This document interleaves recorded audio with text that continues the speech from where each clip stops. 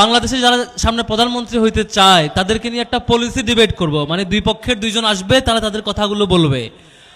আমরা আমির জামাতকে তখন অ্যাপ্রোচ করেছিলাম আরো সপ্তাহখানেক আগে, তখন তিনি ওকে করছেন, তিনি আসবেন। ওই দিক থেকে আরেকজন যিনি আছেন সম্মানিত তারেক রহমান, তাকেও আমরা বলেছিলাম যে আপনি আসবেন কিনা, তিনি এখন পর্যন্ত কোনো রিপ্লাই দেন নাই।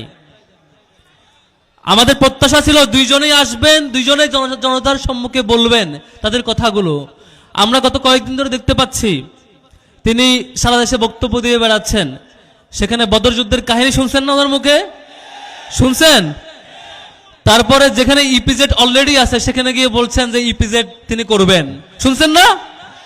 তারপরে যেখানে ভুট্টা চাষ হয় সেখানে গিয়ে বলছেন কিসের চাষ? সোয়াবিন চাষ, শুনছেন না? এই যে ভয়াবহ অবস্থা, আমি আশাবাদী ছিলাম পার্সোনালি যে হচ্ছে অন্তত তিনি বাংলাদেশ নিয়ে স্টাডি করে আসছেন, যে তিনি বাংলাদেশের সামনে হাল ধরতে চাচ্ছেন এবং সেই অনুযায়ী তিনি পলিসি নেবেন। তিনি যশোরে গিয়ে বললেন যে চিনিকল যেগুলো বন্ধ হয়ে গেছে সেগুলো তিনি চালু করবেন, অথচ ওখানে চিনিকলই ছিল না। অর্থাৎ আমরা আশঙ্কা করছি যদি আমরা 12 তারিখ ভুল জায়গায় সিল মারি, ভুল লোককে নিয়ে আসি, সঠিক সিদ্ধান্ত না নিতে পারি, বাংলাদেশ সম্পর্কে যাদের ভালো ধারণা নাই তারা যদি চলে আসে, সামনে ভয়াবহ দিন অপেক্ষা করছে। আমরা কি ভুল লোককে চুজ করব? আমরা ভুল লোককে চুজ করব না।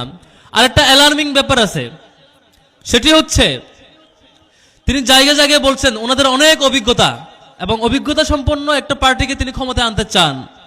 তো আমি কি অভিজ্ঞতা একটু ঘাটাঘাটি করতেছিলাম, পরে দেখলাম উনি নিজেই কখনো ইলেকশন করার সুযোগ পান নাই। এটা স্বাভাবিক না পাওয়াটা, গত 15 বছর ফেসিবাদ ছিল। কিন্তু আর কি অভিজ্ঞতা আছে সে অভিজ্ঞতা আমরা জানতে চাচ্ছিলাম, যে আপনি আসেন জনসম্মুখে বলেন। এখন পর্যন্ত সেই জিনিস আমরা লক্ষ্য করি না, এখন পর্যন্ত পারি নাই।